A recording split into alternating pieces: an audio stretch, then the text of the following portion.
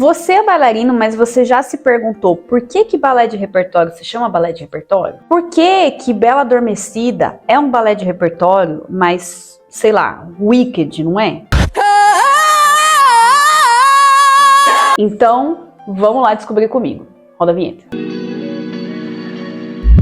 E aí, meu povo bailarinístico, eu sou Tamires Reis, personal trainer de bailarinos, e sejam bem-vindos a esse quadro que eu estou iniciando para te ajudar, mas para me ajudar também. Então, se você gosta de conteúdo sobre dança, sobre preparação física, reviews de filmes de dança, séries, vlogs também sobre como que é a rotina de uma bailarina adulta, que também é personal trainer e também é professora de balé, não se esquece de se inscrever aqui no canal, porque toda semana tem conteúdo. Então, já se inscreve aí agora, vai! Eu preciso, antes de mais nada, confessar uma coisa muito grande. Porque tem muita gente que acompanha esse canal e deve pensar assim, nossa, a Tamires manja das coisas. Mas se tem uma coisa que eu não tenho segurança para falar, é sobre balé de repertório. Oh my God, what is that? Desculpa, gente, para a gravação.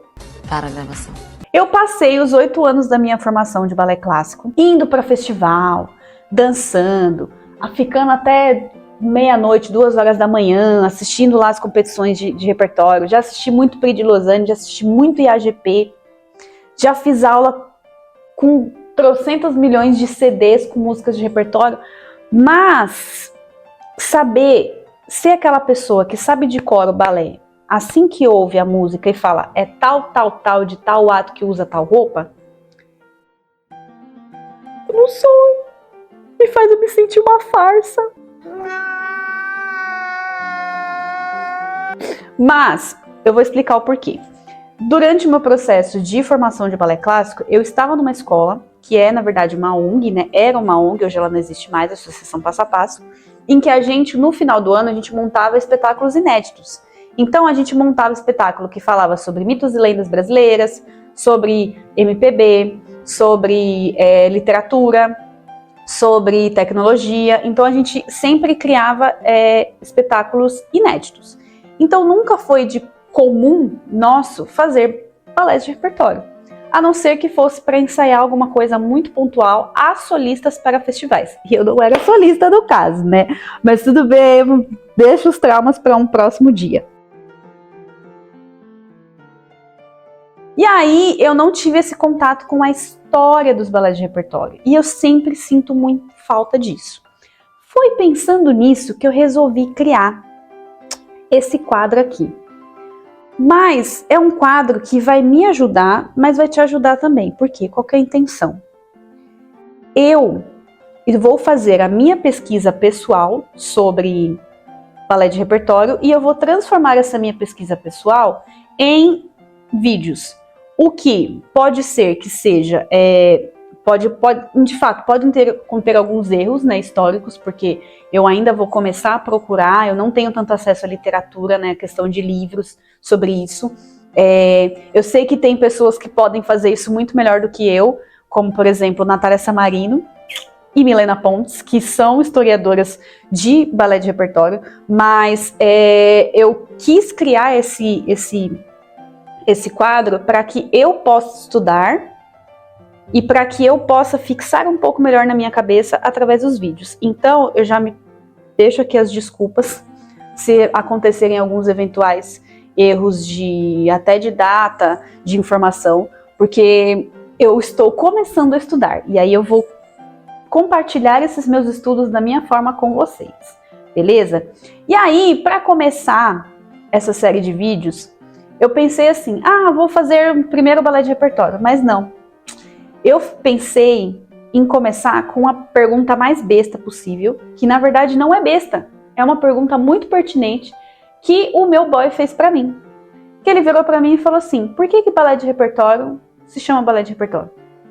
E eu nunca soube responder. A gente aprende que, balé de repertório são os balés tradicionais. Mas o que faz um balé de repertório ser balé de repertório? Por que um é e o outro não é? E aí eu fiz uma pequena, breve pesquisa que eu vou compartilhar com vocês. Vamos lá. E lá vamos nós! Eu tô com uma colinha porque eu estou estudando, viu? Então, não liga se eu estou olhando aqui para baixo. vamos lá. Os balés de repertório, eles nasceram lá no balé de ação, né? Quando na corte surgiu a necessidade de contar histórias. Mas o marco inicial mesmo foi na Rússia com o Petipa, né? Então você tinha lá os balés da corte, você tinha lá a época do Rei Sol, né, que todo mundo fala, mas o marco de tipo balé de repertório, ser balé de repertório, nasceu na Rússia com o Petipa, que ele reuniu música, dança e as pantomimas em forma de uma história com começo, meio e fim. Parênteses para o que é pantomima. Pantomima é como se fosse aquele gestual cênico. Então, quando você faz isso aqui, quando você faz isso aqui, quando você faz isso aqui, são alguns gestuais que a gente usa, né? São códigos que a gente acaba utilizando para contar uma história. Então, Petipa juntou música, dança e esse gestual para contar uma história com começo, meio e fim. Ou seja, um balé de repertório, ele vai sempre ter uma composição musical própria, uma coreografia desenhada junto com aquela música, né, que conta, e uma história.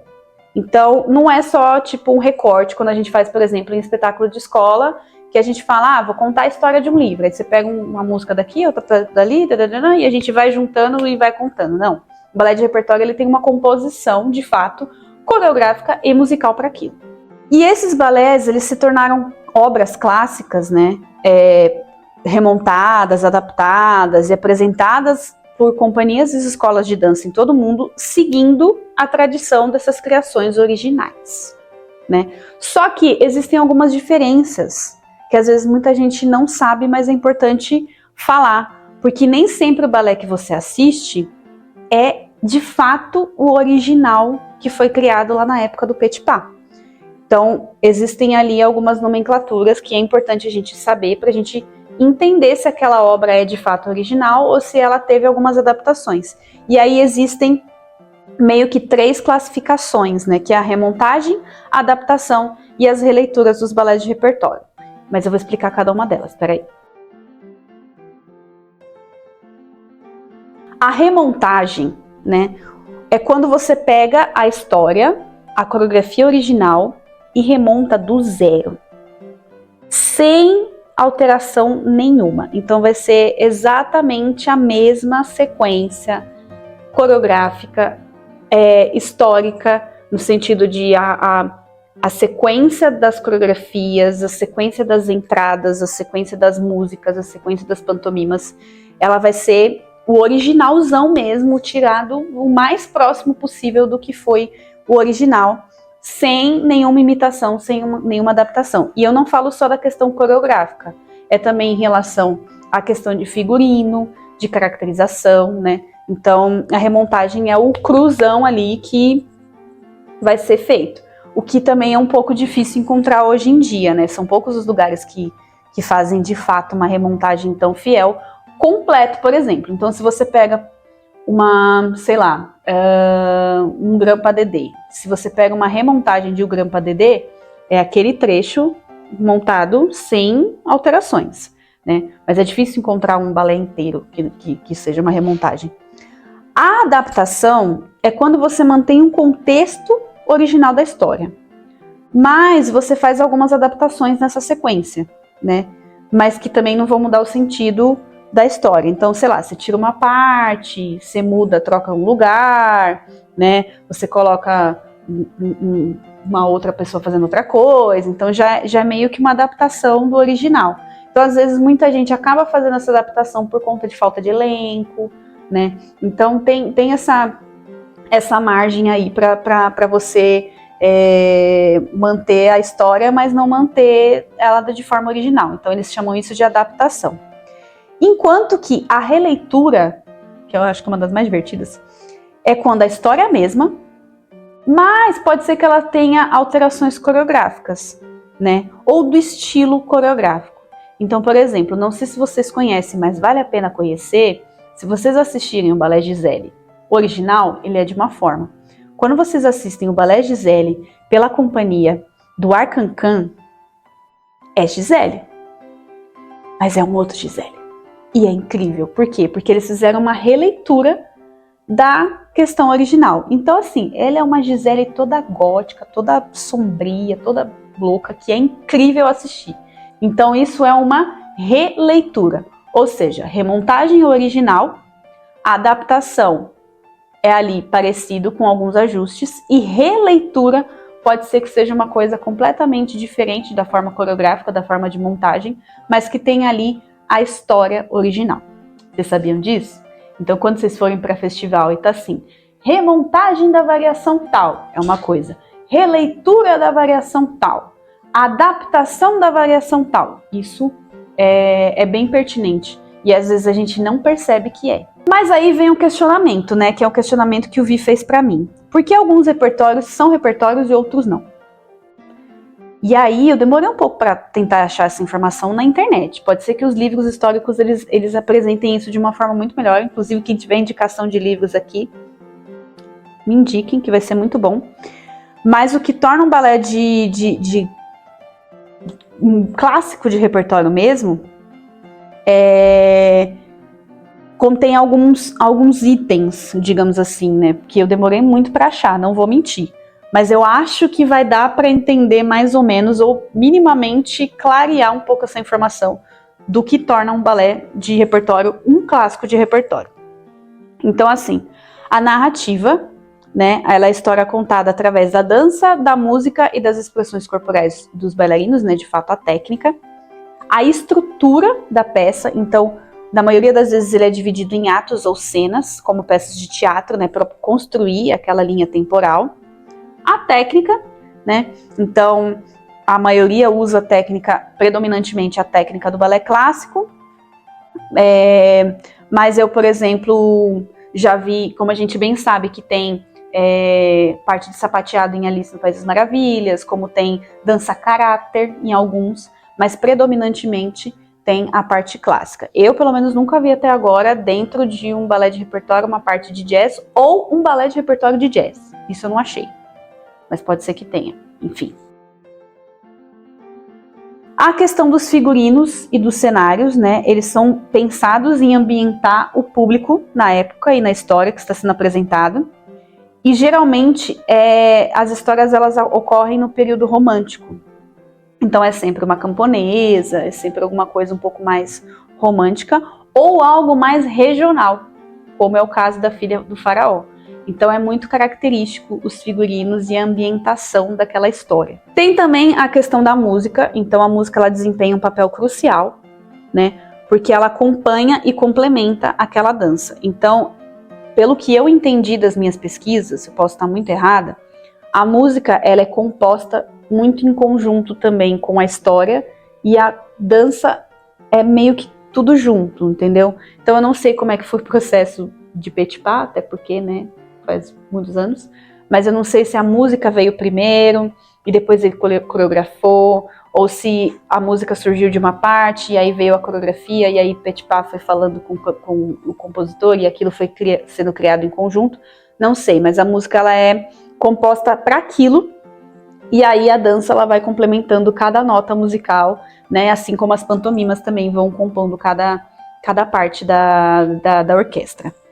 E por último, os legados, ou seja, os balés de repertório, eles são considerados obras atemporais, né, com um legado cultural e artístico que acaba, né, sendo levado de geração em geração.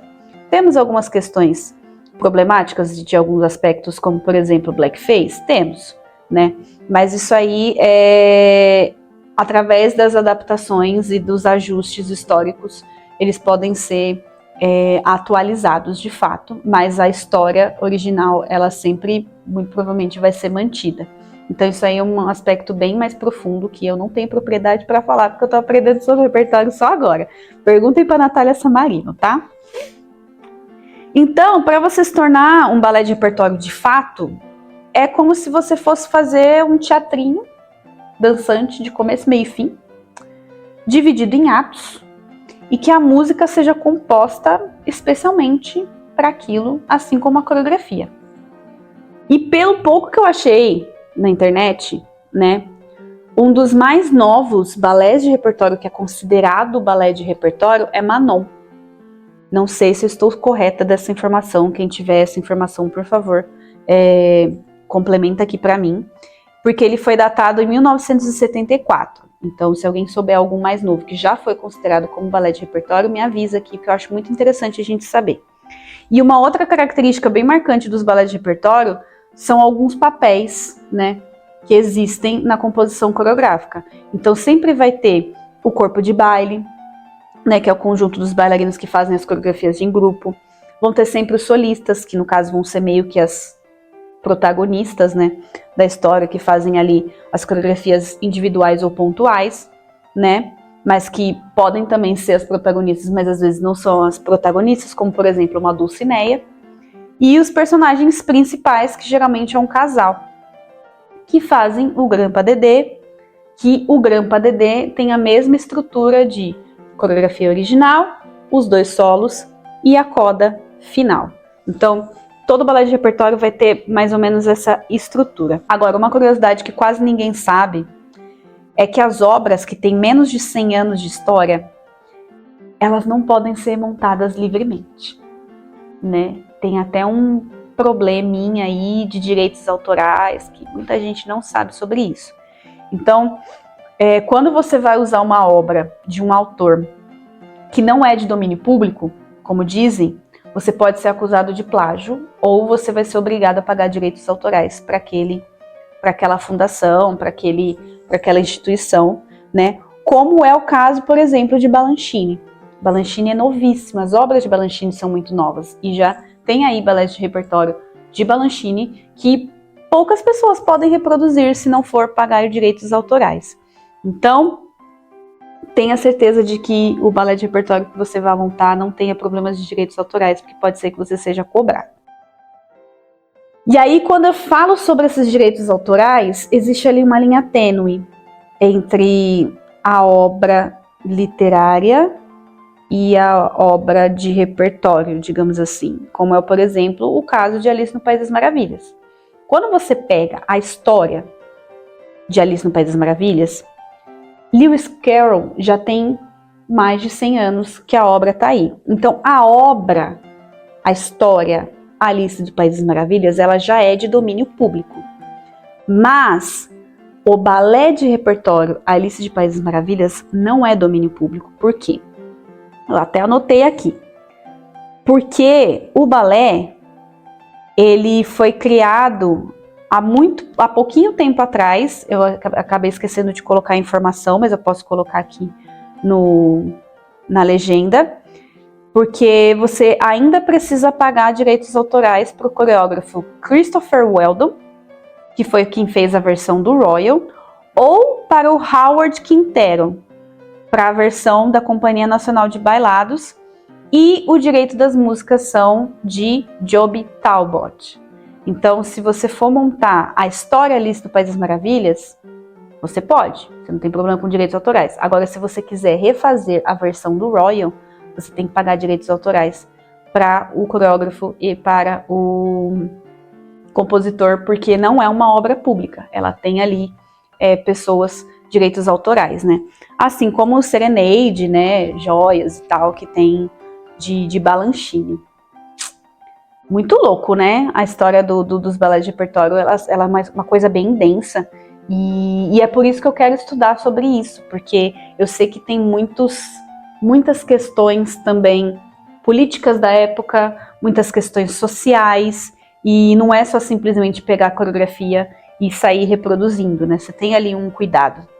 E aí a intenção com esse quadro é começar a trabalhar sobre isso da maneira que dá, dentro dos recursos que eu tenho, né, disponível, que é a internet e alguns poucos livros, para poder tentar eu estudar um pouco mais sobre balé de repertório, para não propagar informações aí confusas. Como, por exemplo, recentemente foi o caso de Natália Samarino comentando pra gente sobre a questão da sensualidade de Esmeralda, né? Que a gente conhece Esmeralda como uma mulher sensual. Mas aí ela contou através de uma das suas publicações no Instagram, que eu acho que eu vou até deixar aqui a imagenzinha dele, de que ela fala que Esmeralda não era sensual. Esmeralda usava o seu pandeiro como uma forma de pedir dinheiro E como ela era uma pessoa muito bonita, ela precisava se vender, não no sentido pejorativo, mas ela precisava se portar de uma forma que as pessoas dessem dinheiro para ela, e por isso que ela tinha toda essa desenvoltura. O que essa desenvoltura não necessariamente quer dizer sensualidade. Então, isso é muito importante na hora de interpretar uma variação de repertório, e é por isso que eu quero tanto estudar sobre isso, né, para cada vez mais ajudar as pessoas a ter esse acesso do porquê que aquela coreografia foi feita daquele jeito.